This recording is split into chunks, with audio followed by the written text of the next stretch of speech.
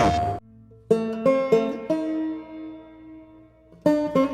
The Last of Us Part 2, we're hoping to create a story that makes a commentary about the cycle of violence and how acts can beget other acts and show all the different aspects that could come out of it. Not necessarily good or bad, just the different consequences of one's actions. I'm gonna find, and I'm gonna kill every last one of them.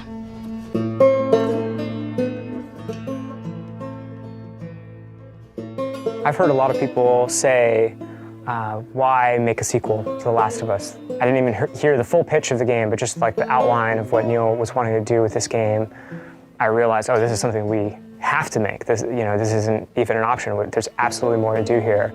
There's always the fear that, when you made something great and you're gonna go back to it, you're gonna mess it up. You're gonna mess what made it so special. The test for us was like, can we come up with a story that could, one, stand on its own and be meaningful and have weight?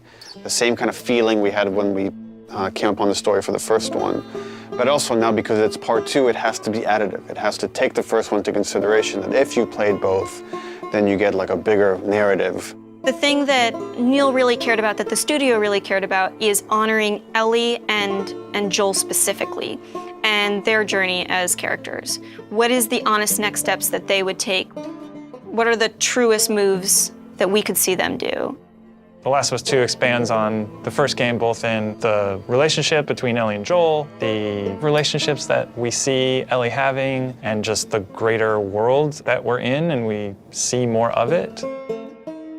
It's a genre story about this infection that turns people into these crazy monster-like humanoids. The core of it is about these really intimate, intense relationships.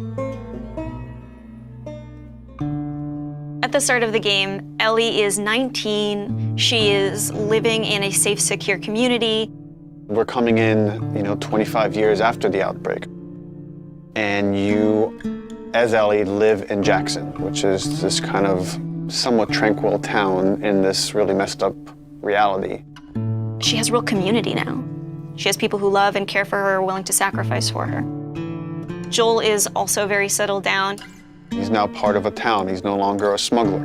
Actually, the town relies on this guy that is a very capable killer, and that's something these towns in this world need. Dina, where are you? And then Jackson and Ellie are shaken by a violent event. It really changes Ellie's day-to-day life, and now just living is no longer enough. Like, there's these people that have wronged her, and she wants retribution. And you as a player are going to want retribution for what these people have done. And then you go off on this journey that leads you to Seattle, where now you're like stuck in the city that has these warring factions, and they're both fighting over the spoils of Seattle, and you're stuck there in the middle looking for this very specific group that has wronged you. And that's the concept of the story. And then it takes you on all sorts of twists and turns in Naughty Dog fashion.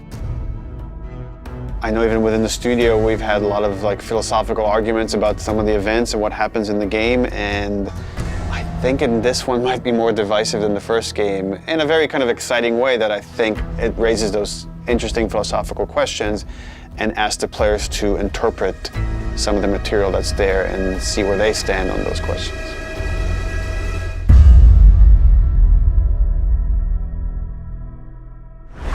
PlayStation